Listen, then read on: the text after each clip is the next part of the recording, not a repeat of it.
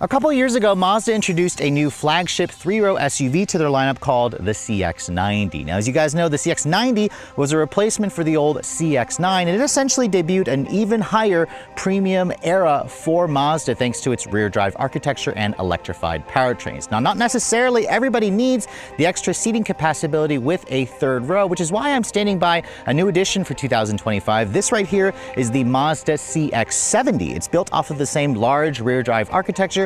It offers the same choice of the inline-six turbo engine or a plug-in hybrid powertrain like the one that I'm showing you here, but it deletes the third row, giving you just the seating capacity of 5 with the additional space behind the second row of seats. So if you guys are looking for something that the CX-90 offered, which was all the luxury and technology, but you don't necessarily need the extra seating capability, how does the brand new 2025 CX-70 stack up? Stay tuned to find out.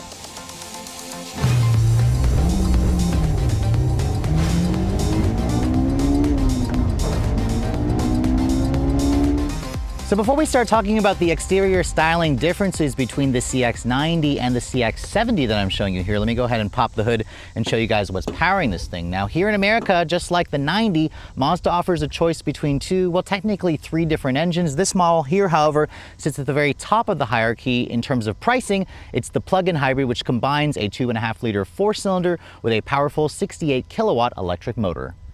Now, underneath this hood, you can see the one thing that's going to really surprise you if you guys are coming from an old CX-9 is the fact that the engine is mounted longitudinally. And that's because this is built off of the same large rear-wheel drive architecture that also underpins the CX-90. This particular powertrain is identical to the CX-90 three-row. It's a 2.5-liter gasoline direct injection Skyactiv G four-cylinder paired up with an electric motor that is sandwiched between the engine and the 8-speed automatic transmission with a wet clutch system. The electric motor gets its power from a 17.8 kilowatt-hour battery pack that offers around 15 kilowatts of usable capacity, and the gas engine on its own delivers 189 horsepower and 192 foot-pounds of torque. The electric motor delivers 173 horsepower and 199 pound-feet of torque. When you add the two outputs together, Mazda says you get a total of 323 horsepower and 369 pound-feet of torque. That's a little bit less horsepower than the Turbo S inline-six, but the same torque as that engine. Their Skyactiv all-wheel drive system is going to be standard. There is technically no rear drive vehicle or option available on any versions of the CX-70. In terms of the fuel economy, this car is rated to get 25 mpg combined when you just drive it with the battery depleted. That's actually the same as the turbo inline-six. It's supposed to get 56 mpg when you have the battery charged, and it's able to run off of electricity and gas alone or in combination, which mpge is kind of a useless figure for me. It doesn't really mean anything. It's just designed to be the miles per gallon equivalent when you have electricity powering it as well. This car is capable of doing 26 miles of electric only range, and with the 18.5 gallon fuel tank, Mazda says you should be able to do around 490 miles of total range. We'll talk about what we actually get in the real world later on. Mazda doesn't claim a 0 to 60, but we got 6.1 seconds the last time we tested a CX-90 plug-in hybrid, so we'll do it in this car as well when we get out on the road. It should have a top speed of around 130-ish miles an hour. This vehicle will tow a maximum of 3,500 pounds, and as this car sits, it weighs in at just under 5,200 pounds. This car is about 50 pounds lighter versus the three-row CX-90. But let's go ahead and close up this hood here and talk about the exterior styling. Now, this particular one that I'm showing you is painted in rhodium white. It's a premium plus trim level in the plug-in hybrid configuration, so it's the highest trim level that you can get. And unlike the CX-90, what Mazda has done here essentially is they just blacked out a lot of the chrome accents. You can see all CX-90s come standard with their full LED headlights, which have an LED low and high beam and LED turn signal, as you can see. The Mazda 5-point grille has a black chrome surrounding it, along with a gloss black insert with it. You have some silver trim here at the lower fascia, some fake and functional vents, of course. Combination of that, you have integrated parking sensors, a nicely integrated camera system. And overall, in this rhodium white with the black accents, this definitely looks better to me versus the CX-90 with all of its chrome bits. But I should also point out for 2025, Mazda is offering a new trim level, like a premium sport trim, which essentially blacks out the accents, so it makes a CX-90 look like a CX-70, which is kind of taking away from the uniqueness of this model, because as we move around the side profile, some of you may be surprised to hear that this is the exact same overall length as the CX-90. Mazda didn't want to change that because they wanted to preserve and give you the best-in-class interior space. So at 200.8 inches long, this This is literally a foot longer than most of its other mid-size competitors. It has a really long 122.8-inch wheelbase, so again, much longer than a lot of its competitors, and that's exactly why this car just looks like a CX-90 on the outside. You can see the 70 comes with its own unique wheel. This is a 21-inch wheel that you get with the plug-in hybrid powertrain running on a 275 by 45 R21-inch tire. You can see the brakes are measuring 13.7 inches in the front, 13.8 inches in the rear. You have an all-independent suspension, but no air suspension or adaptive dampers. Mazda doesn't do that, sadly. If you want a full paint finish, you have to go for the Turbo S trim level. You can see the PHEV gives you unpainted plastic along the wheel arch molding and the side sills. You can see there's a PHEV badge here to let you know that you have the plug-in hybrid model. There's black accents or black painted mirrors, integrated turn signals, power folding, black painted side mirrors, black accents along the window trim, black roof rails, of course, and then you can see the panoramic sunroof does open up to vent air, which is nice. But overall, you can see, especially from this angle, some of you may easily confuse this for a 90. They are, again, the same vehicle, just with of course, different badging and different, colors and trims and different wheels. Now, moving around the rear, you can see the design language has definitely progressed nicely. This is instantly recognizable as a Mazda. You can see the taillights have a skinny LED design where it has an incandescent or LEDs for the turn signals, for the brake light, for the reverse light. You can see Mazda does like a slow fade in and out for the taillights or for the turn signals in the front and the rear.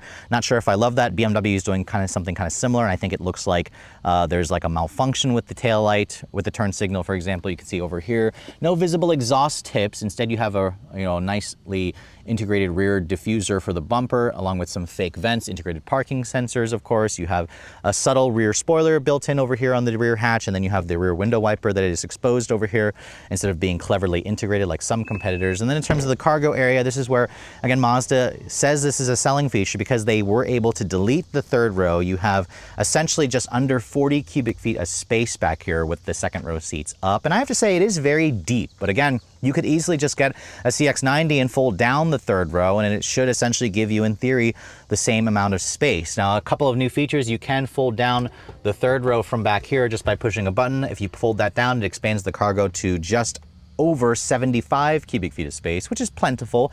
However, it should be notated that the CX-90 has pretty much the same amount of space, which compared to something that's as big as this, it's down on cargo space by 10 to 15 cubic feet of space. So it kind of shows you that Mazda is not the best in terms of packaging. You can see there are some leftover things here from the 90 where you have cup holders in the third row, which aren't really necessary for a vehicle like this. You do have an actual power outlet here that can supply up to 1500 watts of power. There's actually two of them, along with another 12 volt over here.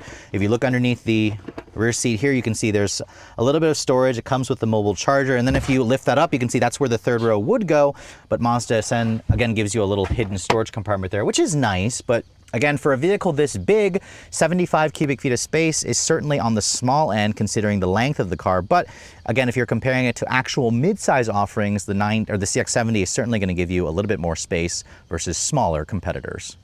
I also forgot to mention, this is where you actually plug the vehicle in if you want to use it as a plug-in hybrid. You can see it comes with the standard J1772 plug. This vehicle has an onboard 7.2 kilowatt charger, which means you can essentially go from 0 to 100% on a level 2 in just under 2 hours, which is actually a pretty decent amount of time. Mazda again says you can go up to 26 miles of all-electric range, which is competitive, not at the top of the class, but average and certainly very usable. Obviously, there's no DC fast charging because this is a plug-in hybrid. But I'll be curious to know if Mazda eventually will go to the NAC plug, which is the plug that Tesla uses that every other EV is going to go to at some point. So on the outside, the CX-70 has very minimal changes compared to the 3-row CX-90, but let's go ahead and hop inside the interior.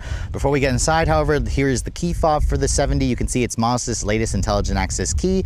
I don't love how big the key has gotten, but it has some buttons on the side here for unlock, lock, or for lock, unlock, for power liftgate and panic function. I definitely prefer how much slimmer the Mazda intelligent access key used to be, but this vehicle does offer a walk-away auto lock feature. So as you can see, when I have the key fob on me, I shut the door and you walk away, it'll lock automatically.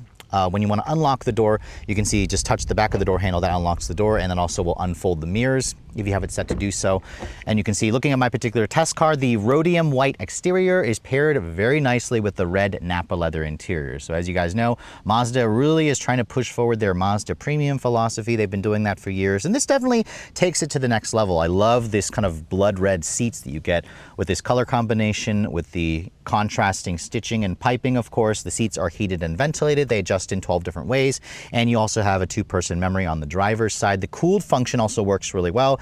The leather also feels really plush and comfortable. It doesn't really hold you very nicely in terms of aggressive bolstering, but again, this is supposed to be a family SUV, so these are tailored for long distance comfort. And I have to say, compared to the last one that I tested on the drive about 3 months ago, which had that melting copper with this red exterior, it looked horrible in conjunction with both. This looks really great with the white exterior. Now you can see, looking at the door panel, it has a soft touch injection molded plastic here. There's a aluminum trim here, a gray painted plastic area over here. It's nice and really plush. Actually, this is like the softest armrest pad that I've seen on any vehicle. It's really plush, so that's nice. You can see window controls, one touch up down for all four. They're nice metal accented there. And then down here it is hard touch plastic. You do have some additional door pocket storage.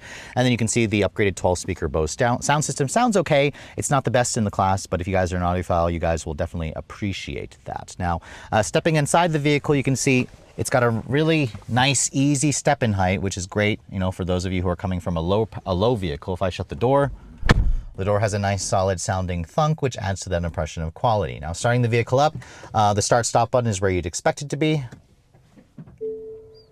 And you can see, because it's not a regular internal combustion vehicle, it's a plug-in hybrid, the vehicle just kind of whirs to life, and it just says ready in the instrument panel.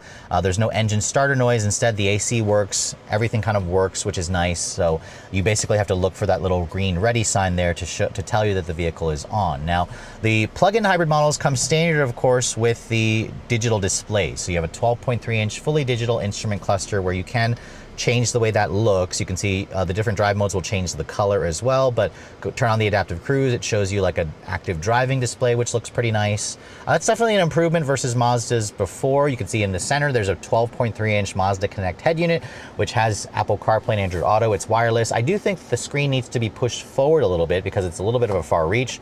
Going back to the Mazda native system, it's not a touchscreen there. You have to use this little dated rotary controller to access it, and I don't love the software behind it. It's just a little too complex.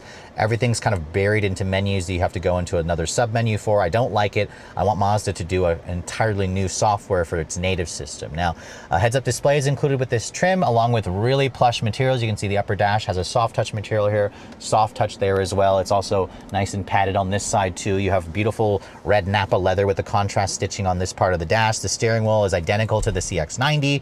Of course, it has paddles on the wheel to control the 8-speed. You have metal and chrome, of course, on the actual steering and the airbag cover. You have your controls for your audio, for your adaptive cruise control.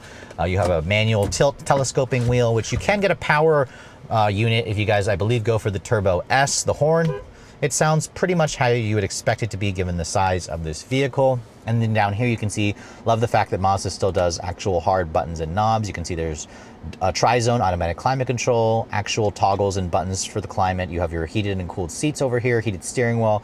The buttons have a high quality tactile feel. You have a wireless phone charging pad here. And then this, of course, controls the 8-speed automatic transmission. If I pull this little trigger at the front and then kick it over to the right, that puts it into reverse. You can see there's your full top-down 360 camera, where you can also change a couple of different views. Again, it's not a touchscreen, annoyingly, but you can kind of do like a see-through view if you guys would like, along with the aerial view. It certainly has decent graphics and resolution. This transmission selector, you pull it back to go into drive and then push it forward and then back over to the left to go back into park. This is your drive mode selector here. You can see it goes from an off-road, an EV mode, a normal, and a sport mode. It does actually change the way the gauge display looks. You can see it brings up a tack when you put it into the sport mode. That looks really nice, actually. I do like the way the gauge cluster looks in sport mode. I love this aluminum look trim on the center console. I love the fact that Mazda didn't put annoying shiny black piano plastic here, which will scratch and show dust and fingerprints. You can see cup holders here.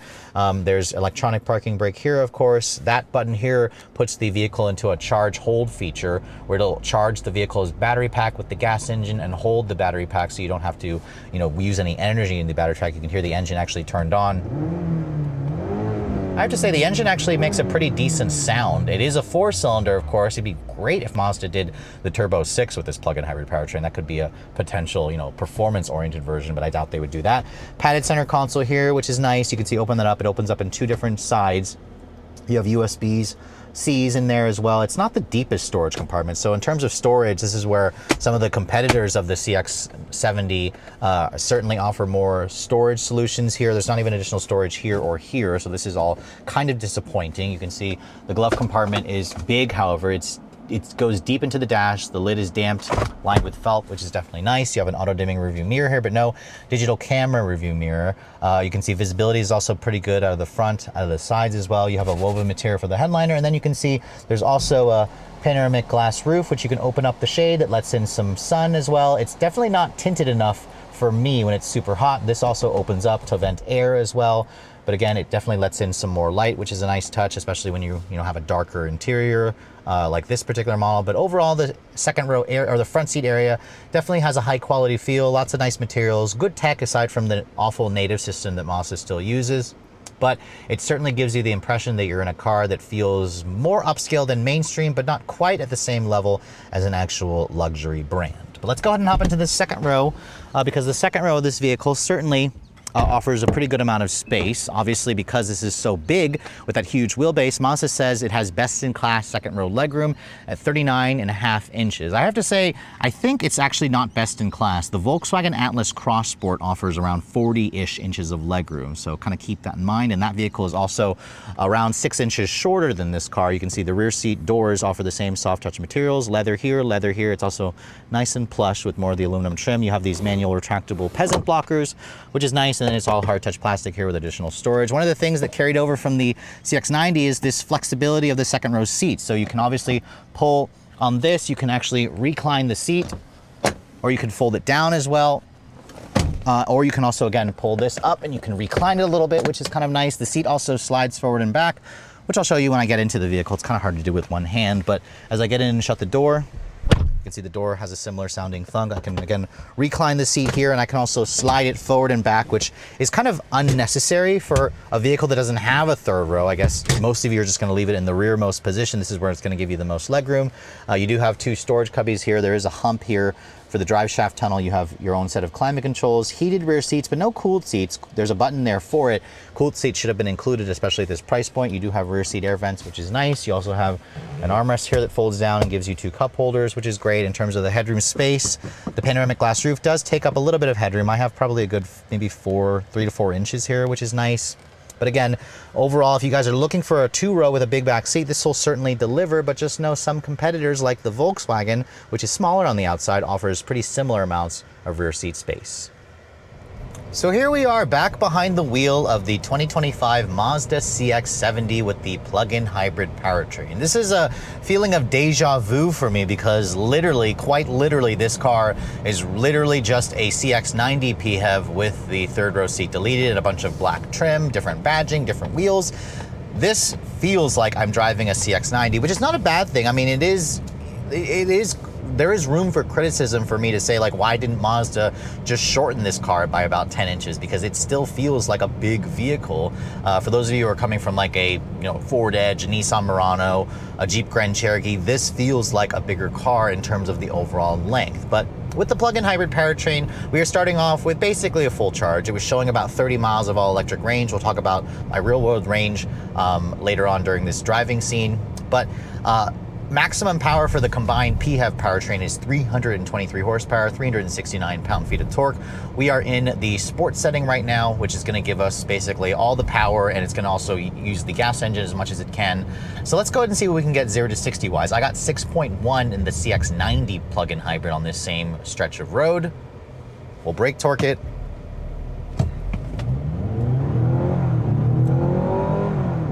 The sound is an interesting sound. 5.98 seconds there, so that's actually 0.2 seconds quicker versus what I got in the CX-90 PHEV, which this car is only about 50 pounds lighter, so it's kind of a negligible amount of weight loss difference. But I have to say, I find the vehicle's powertrain, or the responsiveness of this powertrain in sport, to be quite, satisfying. I like how quick the shifts are from the 8-speed transmission. Remember, it's an 8-speed auto with a wet clutch system, so it's not a torque converter. Instead, it's kind of, think of it as a dual clutch. And the engine also has a really unique sound where it's combining the noise of the 4-cylinder, of course, with the electric portion. It definitely gives it a unique vibe to it that I think some people will appreciate. We'll try just flooring it here from a stop. Nice and quick response off the line. It shows boost in the instrument panel, 6.3 seconds there, so This is more slightly uphill. We'll take the 5.9 as our best time, and that is a pretty good time. I'll be driving the Turbo S with the inline 6 in a couple of weeks, where Mazda will basically drop off that vehicle for me to test, and we'll see what we can get versus the inline 6. In the 90, the plug-in was actually the quicker option versus the CX or versus the Turbo 6 model. So I'm actually going to switch the drive mode here into its EV setting. We'll get it out of sport mode, because sport mode is obviously when you're getting the combination of the gas and the electric powertrain. The electric motor on its own only makes 173 horsepower, so it's literally like half the power. And what's also interesting about the EV portion of this powertrain is all the power has to go through the 8-speed automatic transmission. So what you essentially feel is actual shifting when you're driving in EV-only mode. I also really appreciate the instrument panel here, how it actually shows you the positioning of the throttle, how it's either going to be an EV, and it also shows the threshold where it will wake up the gas engine to give you more power. You basically can't be pushing the electric portion too hard, otherwise it's going to wake up the engine to give you more power. So this is not like what Toyota does with their PHEV system, where you can essentially floor it. Even if it has, you know, a half-charged battery, it'll stay in pure electric mode. The Mazda, however, will not do that. And what's also weird is in the EV mode, you can feel the shifting of the 8-speed auto, which is just really, really strange. And that's because the 8-speed has to go, or the power from the EV has to flow through the 8-speed, and that's why it'll shift, which I think is kind of a downgrade. It's not quite as refined and smooth as we're going to see in a Toyota EV, for example. It doesn't give you that instantaneous smooth thrust of a single-speed reduction gear transmission that you get from a typical EV. So that's something that I kind of wish Mazda would work on. So again, I'm just pushing the throttle down part ways, and you can literally feel it shifting, which is a really odd sensation. You can actually hear it, you can feel it, and it makes that, those trademark electric motor whirring sounds, which is kind of cool, but also kind of strange. The whole experience definitely feels futuristic, but also less refined if you guys have driven other competitors with their plug-in hybrid powertrain, so that's kind of something to keep in mind. Now, you can get to 60 in pure EV mode. I think I got 13.5 seconds the last time I did this. Let's go ahead and try it again. I'm floored, but I'm also not going past the click point. Definitely feels sluggish. I don't know if I'm going to get to 60 or not. 12.94 seconds there, so that's actually around a half a second faster versus what I did in the CX-90 PHEV. That one took 13.5 seconds in pure electric mode. Again, it is horribly slow in real world, or in actual number testing, but in the real world, it actually does feel fine. You can, with 173 horsepower, it's not a lot, but you can coast along in pure electric power alone, which is kind of nice. It's just not the full EV experience, because it has gears to go through, because it doesn't have that much power. But it is definitely nice. I mean, I like the fact that this is an in-house developed powertrain from Mazda. The regen braking with the friction braking blending also, initially it's pretty grabby, but it feels fine once it gets going, and you feel confidence in the brake pedal. The steering in this car is also Mazda, razor sharp, quick, precise. The suspension is definitely soft in this car. It's tuned more for comfort. You can definitely get a sense for that, but you also can feel the weight. This car weighs 5,200 pounds almost, so it's a heavy SUV that also is very, very long. I mean, over almost 201 inches long, makes it about a foot longer than most of its competitors in the mid-size space, which I guess if you guys like driving basically a full-size SUV, you're gonna like this, but again, it's supposed to be classified as a mid-size because it only seats up to 5 people. Visibility out of the front, the side, out of the rear is good. Mazda does not offer a digital camera rearview mirror, at least not on this model, for example, but you at least can see out of it nicely. The seats are also pretty comfortable and supportive. I like the red Nappa leather, the way it looks. Definitely a much better color combination with the rhodium white and this red Nappa leather. The seats also feel pretty plush. The driver assistance features work really nicely in this car. It's not the top of the class like what you're gonna find from some competitors, where it offers hands-off driving on the highway. Mazda doesn't do that yet, but everything about this car feels refined. It feels like a premium car, unless you're kind of comparing it to some other PHEVs that you're going to find from some competitors like a Toyota and Lexus, for example. Fuel economy, in my week's worth of testing, I averaged around 26 mpg in mixed driving. On the highway, it also did around 28 mpg, so not that much better. In fact, the gas mileage of this model, when it's driving in pure when you're driving it with the battery discharge, is pretty similar to the Turbo 6. The Turbo 6 should get pretty similar gas mileage, so Now you do get the nice electric only range part, which in my testing, I was able to do around 29 miles of pure electric only range, which is pretty good. It's a little bit better versus what the EPA rates it at 26. This car should be able to do 490 miles of total range, but I was only averaging around 400 to 440 miles of range.